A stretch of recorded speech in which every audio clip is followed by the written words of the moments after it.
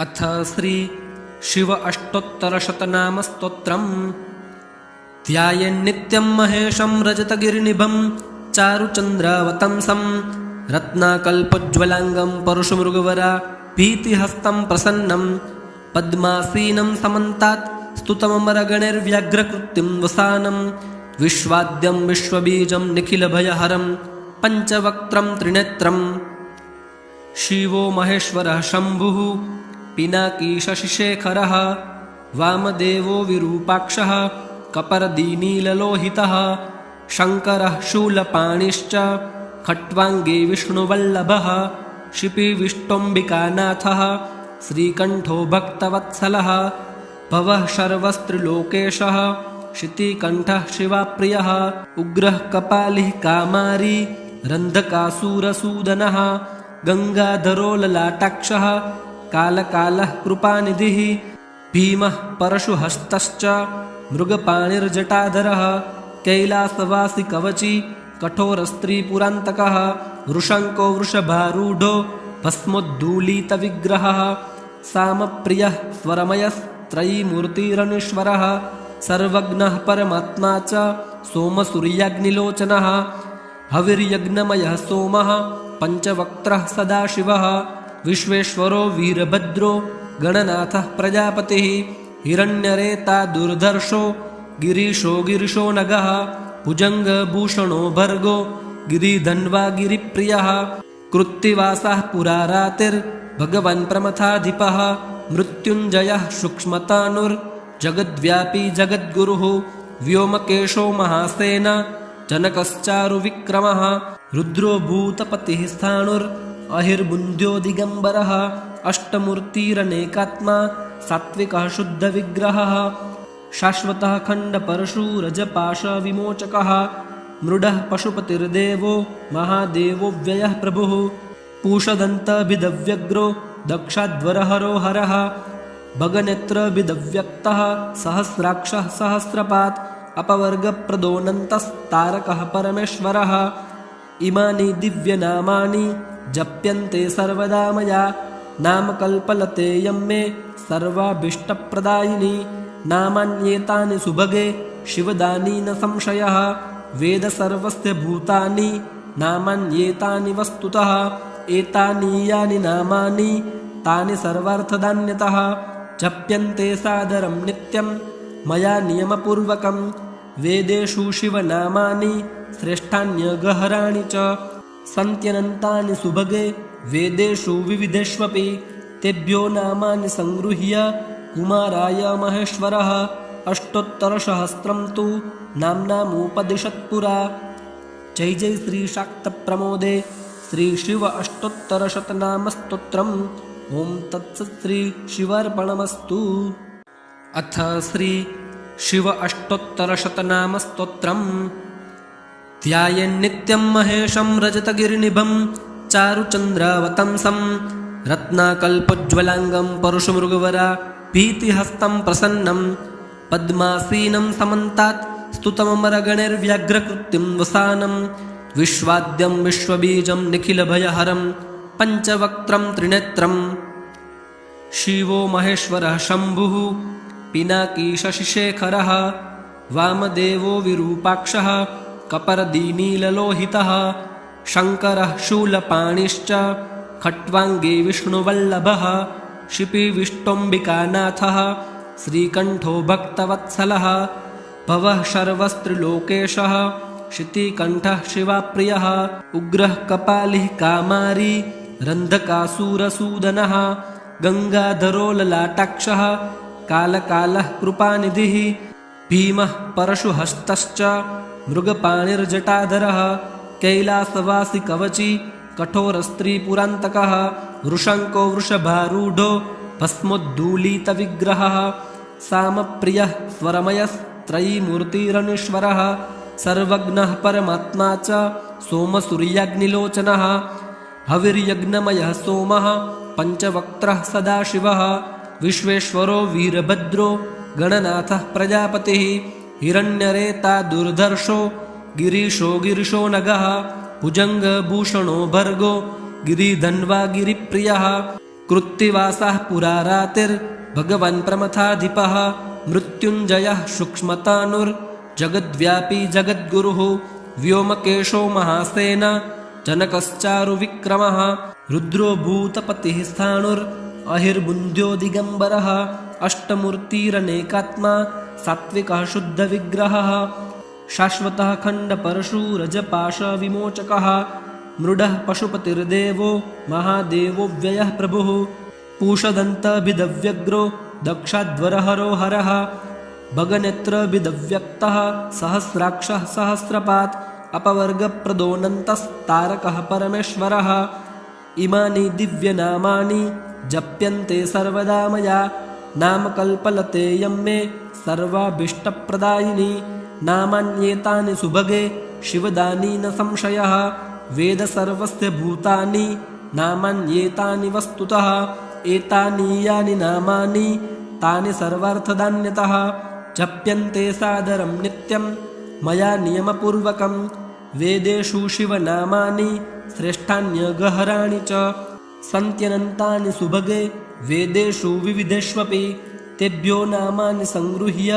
कुमाराय महेश्वरः अष्टोत्तरसहस्रं तु नाम्नामुपदिशत्पुरा। जय जय श्री शाक्तप्रमोदे श्री शिव अष्टोत्तरशतनामस्तोत्रम्। ओम तत्सत् श्री शिवार्पणमस्तु। अथ श्री शिव अष्टोत्तरशतनामस्तोत्रम्। ध्यायेन्नित्यं महेशं रजतगिरिनिभं चारुचन्द्रावतंसं रत्नाकल्पोज्ज्वलाङ्गं परशुमृगवरा भीतिहस्तं प्रसन्नं पद्मासीनं समन्तात् स्तुतममरगणैर्व्याघ्रकृत्तिं वसानं विश्वाद्यं विश्वबीजं निखिलभयहरं पञ्चवक्त्रं त्रिनेत्रं शिवो महेश्वरः शम्भुः पिनाकी शशिशेखरः वामदेवो विरूपाक्षः कपर्दीनीललोहितः शङ्करः शूलपाणिश्च खट्वाङ्गी विष्णुवल्लभः शिपिविष्टोऽम्बिकानाथः श्रीकण्ठो भक्तवत्सलः भवः शर्वस्त्रिलोकेशः शितिकण्ठः शिवाप्रियः उग्रः कपालिः कामारी रन्धकासुरसूदनः गङ्गाधरो ललाटाक्षः कालकालः कृपानिधिः भीमः परशुहस्तश्च मृगपाणिर्जटाधरः कैलासवासी कवची कठोरस्त्रीपुरान्तकः वृषङ्को वृषभारूढो भस्मोद्धूलितविग्रहः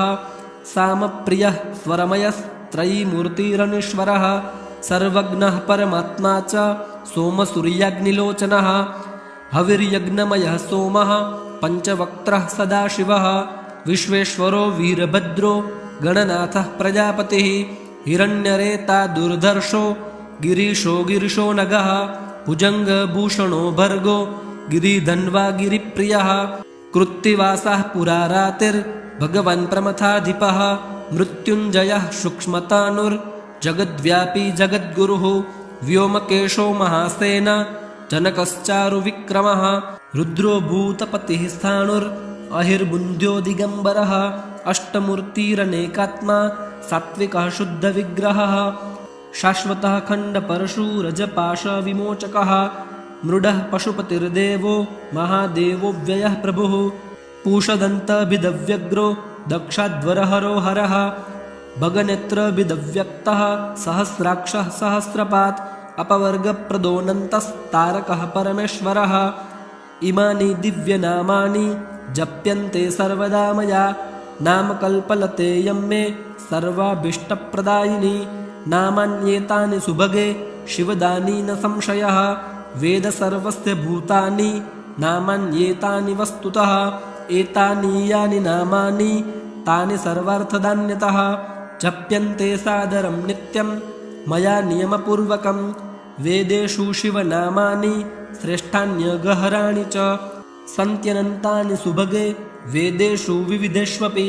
तेभ्यो नामानि संगृह्य कुमाराय महेश्वरः अष्टोत्तरसहस्रं तु नाम्नामुपदिशत्पुरा। जय जय श्री शाक्तप्रमोदे श्री शिव अष्टोत्तरशतनामस्तोत्रम्। ओम तत्सत् श्री शिवार्पणमस्तु। अथ श्री शिव अष्टोत्तरशतनामस्तोत्रम्। ध्यायेन्नित्यं महेशं रजतगिरिनिभं चारुचन्द्रावतंसं रत्नाकल्पोज्ज्वलाङ्गं परुषमृगवरा भीतिहस्तं प्रसन्नं पद्मासीनं समन्तात् स्तुतममरगणैर्व्याघ्रकृत्तिं वसानं विश्वाद्यं विश्वबीजं निखिलभयहरं पञ्चवक्त्रं त्रिनेत्रं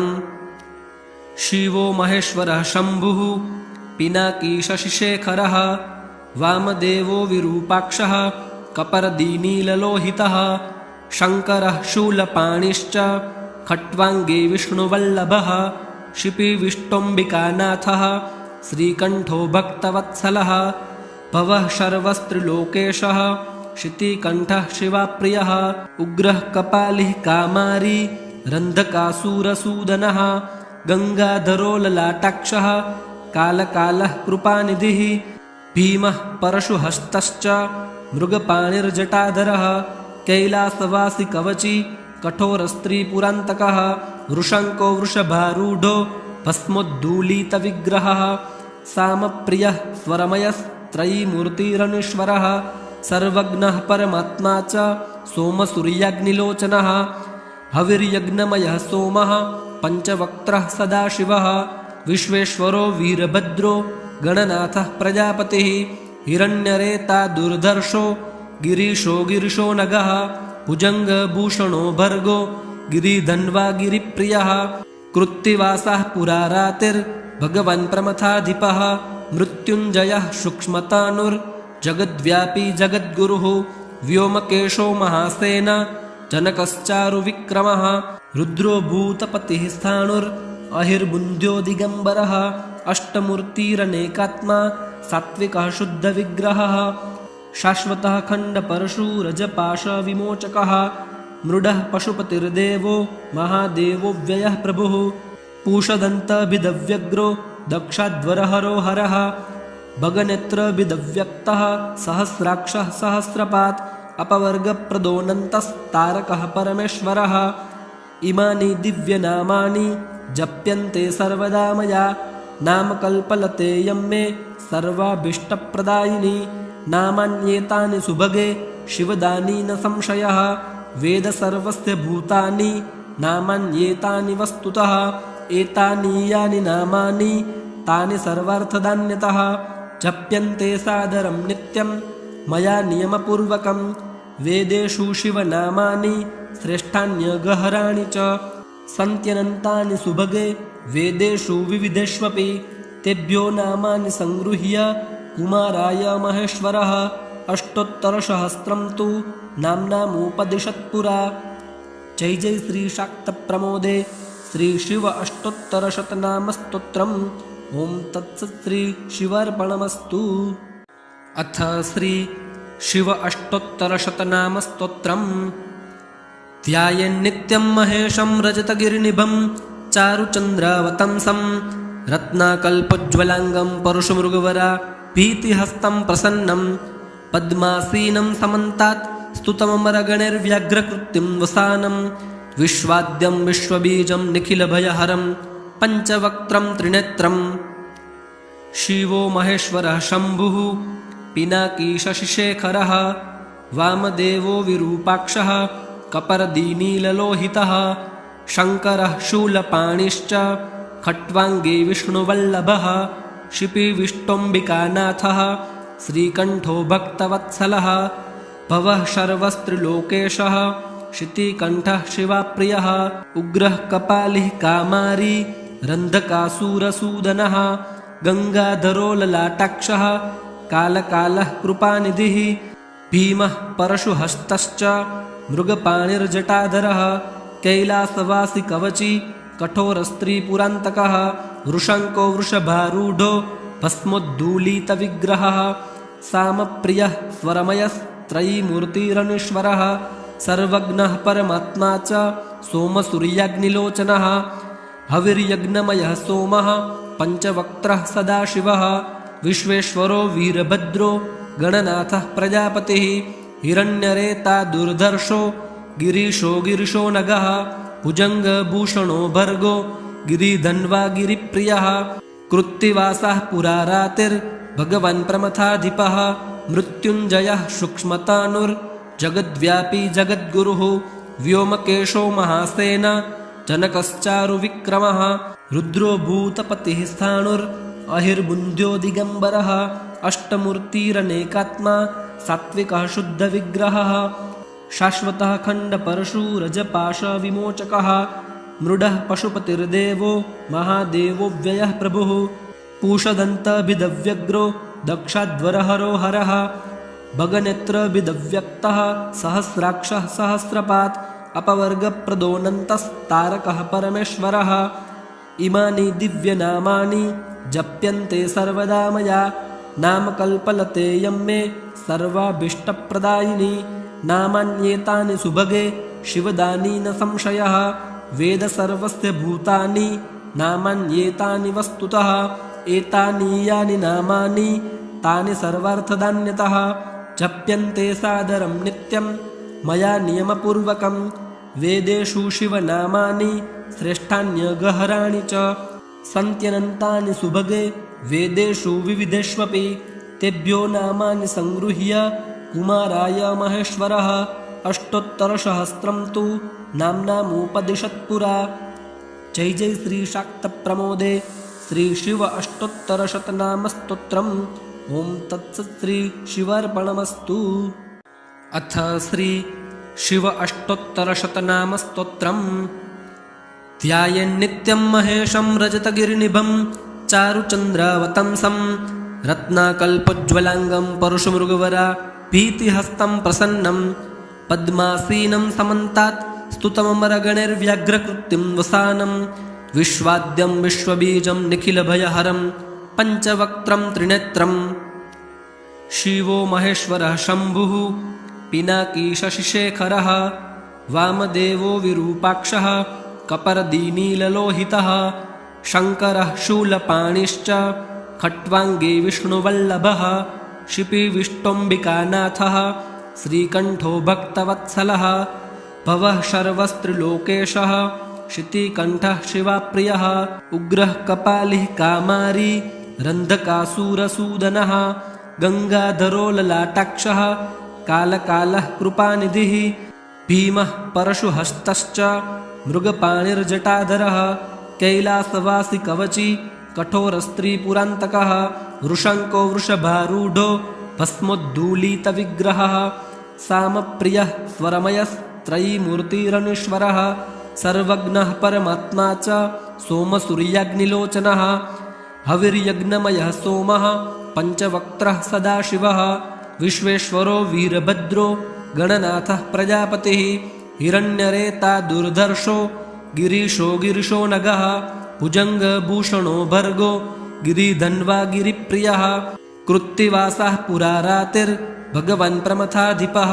मृत्युञ्जयः सूक्ष्मतानुर्जगद्व्यापी जगद्गुरुः व्योमकेशो महासेन जनकश्चारुविक्रमः रुद्रो भूतपतिः स्थाणुरहिर्बुन्ध्यो दिगम्बरः अष्टमूर्तिरनेकात्मा सात्विकः शुद्धविग्रहः शाश्वतः खण्डपरशुरजपाशविमोचकः मृडः पशुपतिर्देवो महादेवो व्ययः प्रभुः पूषदन्तभिदव्यग्रो दक्षाध्वरहरो हरः भगनेत्रभिदव्यक्तः सहस्राक्षः सहस्रपात् अपवर्गप्रदोऽनन्तस्तारकः परमेश्वरः इमानि दिव्यनामानि जप्यन्ते सर्वदा मया नामकल्पलते यं मे सर्वाभीष्टप्रदायिनी नामान्येतानि सुभगे शिवदानी न संशयः वेद सर्वस्य भूतानि नामान्येतानि वस्तुतः एतानि यानि नामानि तानि सर्वार्थदान्यतः जप्यन्ते सादरं नित्यं मया नियमपूर्वकं वेदेषु शिवनामानि श्रेष्ठान्यगहराणि च सन्त्यनन्तानि सुभगे वेदेषु विविधेष्वपि तेभ्यो नामानि संगृह्य कुमाराय महेश्वरः अष्टोत्तरसहस्रं तु नाम्नामुपदिशत्पुरा। जय जय श्री शाक्तप्रमोदे श्री शिव अष्टोत्तरशतनामस्तोत्रम्। ओं तत्सत् श्री शिवार्पणमस्तु। अथ श्री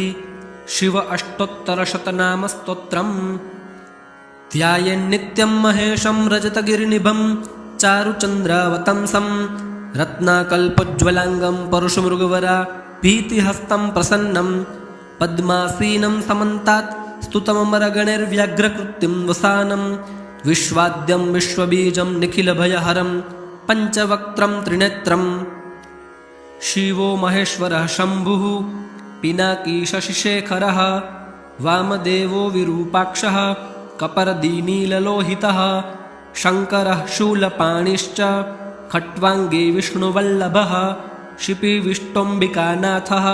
श्रीकण्ठो भक्तवत्सलः भवः शर्वस्त्रिलोकेशः शितिकण्ठः शिवाप्रियः उग्रः कपालिः कामारी रन्धकासुरसूदनः गङ्गाधरो ललाटाक्षः कालकालः कृपानिधिः भीमः परशुहस्तश्च मृगपाणिर्जटाधरः कैलासवासी कवची कठोरस्त्रीपुरान्तकः वृषङ्को वृषभारूढो भस्मोद्धूलितविग्रहः सामप्रियः स्वरमयस्त्रयीमूर्तिरनीश्वरः सर्वज्ञः परमात्मा च सोमसूर्याग्निलोचनः हविर्यज्ञमयः सोमः पञ्चवक्त्रः सदाशिवः विश्वेश्वरो वीरभद्रो गणनाथः प्रजापतिः हिरण्यरेता दुर्धर्षो गिरीशो गिरिशो नगः भुजङ्गभूषणो भर्गो गिरिधन्वा गिरिप्रियः कृत्तिवासः पुरारातिर्भगवन् प्रमथाधिपः मृत्युञ्जयः सूक्ष्मतानुर्जगद्व्यापी जगद्गुरुः व्योमकेशो महासेन जनकश्चारुविक्रमः रुद्रो भूतपतिः स्थाणुरहिर्बुन्ध्यो दिगम्बरः अष्टमूर्तिरनेकात्मा सात्विकः शुद्धविग्रहः शाश्वतः खण्डपरशुरजपाशविमोचकः मृडः पशुपतिर्देवो महादेवो व्ययः प्रभुः पूषदन्तभिदव्यग्रो दक्षाध्वरहरो हरः भगनेत्रभिदव्यक्तः सहस्राक्षः सहस्रपात् अपवर्गप्रदोऽनन्तस्तारकः परमेश्वरः इमानि दिव्यनामानि जप्यन्ते सर्वदा मया नामकल्पलते यं मे सर्वाभीष्टप्रदायिनी नामान्येतानि सुभगे शिवदानी न संशयः वेद सर्वस्य भूतानि नामान्येतानि वस्तुतः एतानि यानि नामानि तानि सर्वार्थदान्यतः जप्यन्ते सादरं नित्यं मया नियमपूर्वकं वेदेषु शिवनामानि श्रेष्ठान्यगहराणि च सन्त्यनन्तानि सुभगे वेदेषु विविधेष्वपि तेभ्यो नामानि संगृह्य कुमाराय महेश्वरः अष्टोत्तरसहस्रं तु नाम्नामुपदिशत्पुरा। जय जय श्री शाक्तप्रमोदे श्री शिव अष्टोत्तरशतनामस्तोत्रम् ओं तत्सत् श्री शिवार्पणमस्तु। अथ श्री शिव अष्टोत्तरशतनामस्तोत्रम् ध्यायेन्नित्यं महेशं रजतगिरिनिभं चारुचन्द्रावतंसं रत्नाकल्पोज्ज्वलाङ्गं परुषमृगवरा भीतिहस्तं प्रसन्नं पद्मासीनं समन्तात् स्तुतममरगणैर्व्याघ्रकृत्तिं वसानं विश्वाद्यं विश्वबीजं निखिलभयहरं पञ्चवक्त्रं त्रिनेत्रं शिवो महेश्वरः शम्भुः पिनाकी शशिशेखरः वामदेवो विरूपाक्षः कपर्दीनीललोहितः शङ्करः शूलपाणिश्च खट्वाङ्गे विष्णुवल्लभः शिपिविष्टोऽम्बिकानाथः श्रीकण्ठो भक्तवत्सलः भवः शर्वस्त्रिलोकेशः शितिकण्ठः शिवाप्रियः उग्रः कपालिः कामारी रन्धकासुरसूदनः गङ्गाधरो ललाटाक्षः कालकालः कृपानिधिः भीमः परशुहस्तश्च मृगपाणिर्जटाधरः कैलासवासी कवची कठोरस्त्रीपुरान्तकः वृषङ्को वृषभारूढो भस्मोद्धूलितविग्रहः सामप्रियः स्वरमयस्त्रयीमूर्तिरनीश्वरः सर्वज्ञः परमात्मा च सोमसूर्याग्निलोचनः हविर्यज्ञमयः सोमः पञ्चवक्त्रः सदाशिवः विश्वेश्वरो वीरभद्रो गणनाथः प्रजापतिः हिरण्यरेता दुर्धर्षो गिरीशो गिरिशो नगः भुजङ्गभूषणो भर्गो गिरिधन्वा गिरिप्रियः कृत्तिवासः पुरारातिर्भगवन् प्रमथाधिपः मृत्युञ्जयः सूक्ष्मतानुर्जगद्व्यापी जगद्गुरुः व्योमकेशो महासेन जनकश्चारुविक्रमः रुद्रो भूतपतिः स्थाणुरहिर्बुन्ध्यो दिगम्बरः अष्टमूर्तिरनेकात्मा सात्विकः शुद्धविग्रहः शाश्वतः खण्डपरशुरजपाशविमोचकः मृडः पशुपतिर्देवो महादेवो व्ययः प्रभुः पूषदन्तभिदव्यग्रो दक्षाध्वरहरो हरः भगनेत्रभिदव्यक्तः सहस्राक्षः सहस्रपात् अपवर्गप्रदोऽनन्तस्तारकः परमेश्वरः इमानि दिव्यनामानि जप्यन्ते सर्वदा मया नामकल्पलते यं मे सर्वाभीष्टप्रदायिनी नामान्येतानि सुभगे शिवदानी न संशयः वेद सर्वस्य भूतानि नामान्येतानि वस्तुतः एतानि यानि नामानि तानि सर्वार्थदान्यतः जप्यन्ते सादरं नित्यं मया नियमपूर्वकं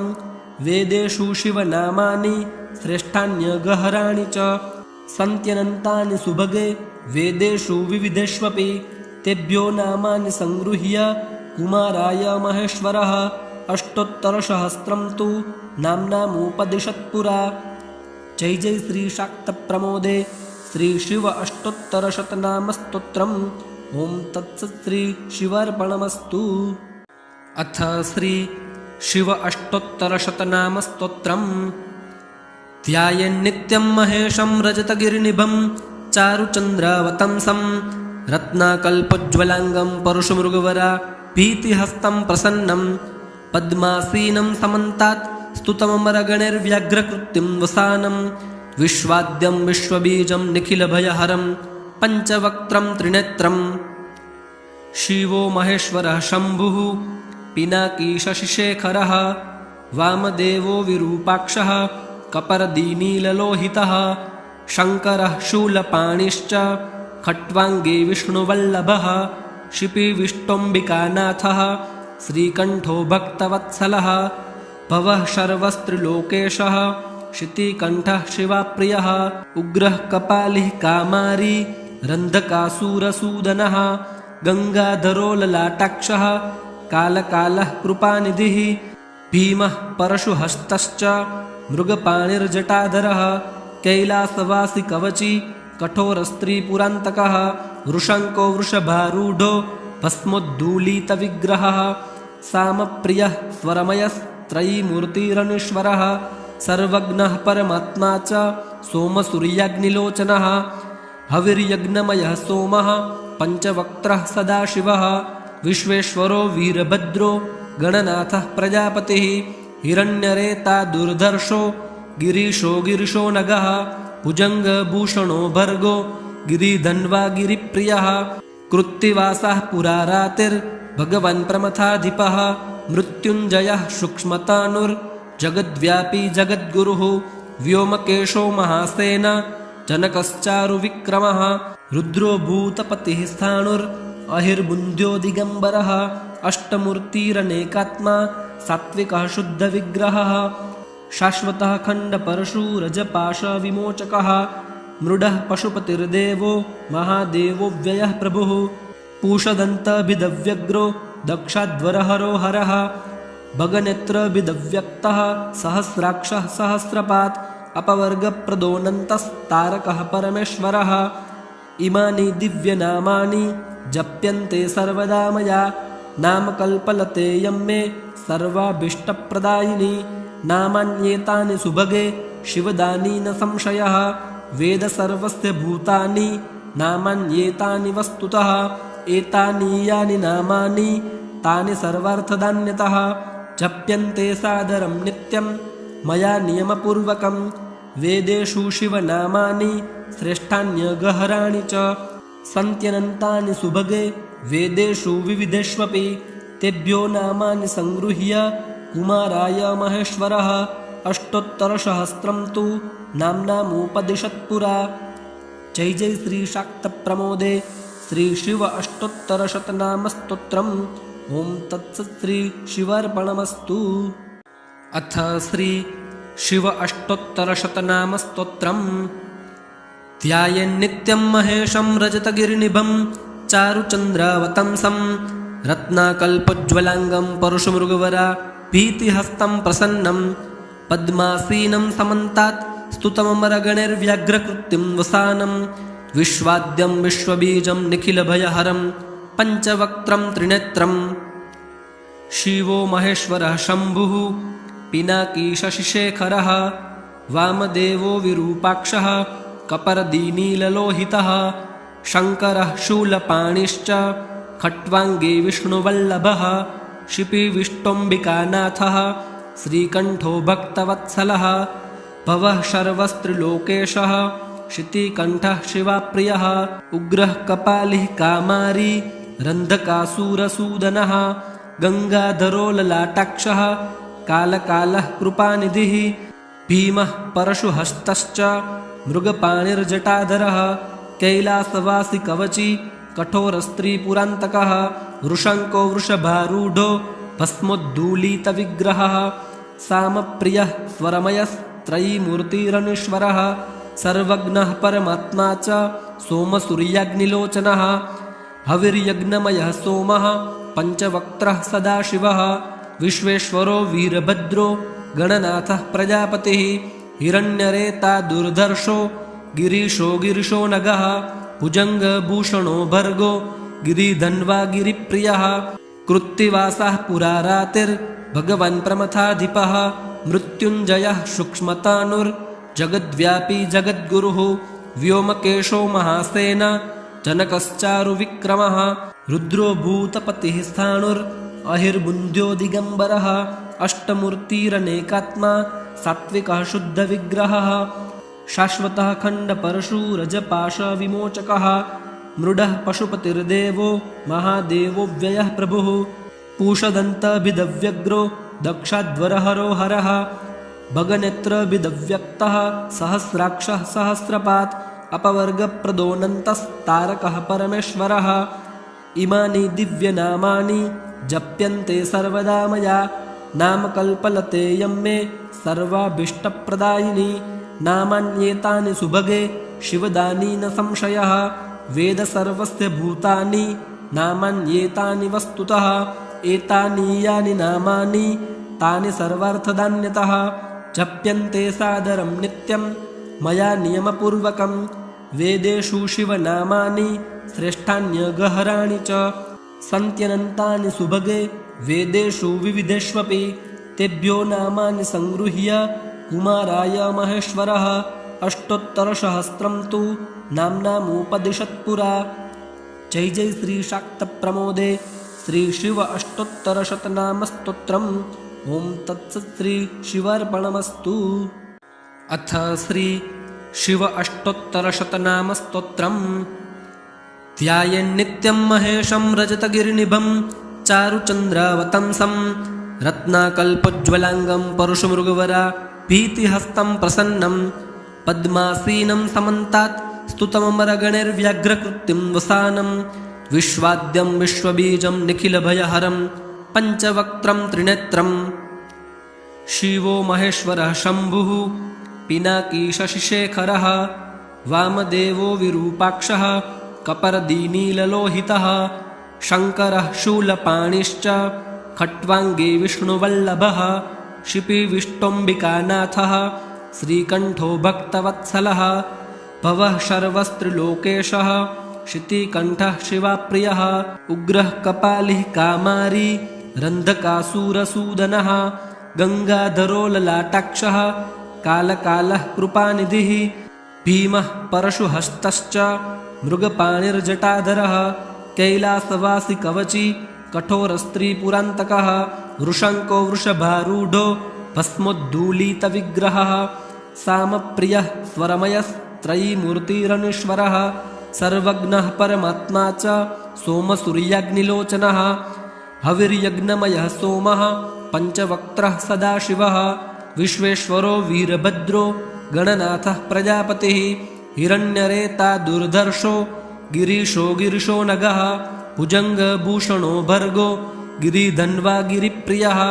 कृत्तिवासः पुरारातिर्भगवान् प्रमथाधिपः मृत्युञ्जयः सूक्ष्मतानुर्जगद्व्यापी जगद्गुरुः व्योमकेशो महासेन जनकश्चारुविक्रमः रुद्रो भूतपतिः स्थाणुर् अहिर्बुन्ध्यो दिगम्बरः अष्टमूर्तिरनेकात्मा सात्विकः शुद्धविग्रहः शाश्वतः खण्डपरशुरजपाशविमोचकः मृडः पशुपतिर्देवो महादेवो व्ययः प्रभुः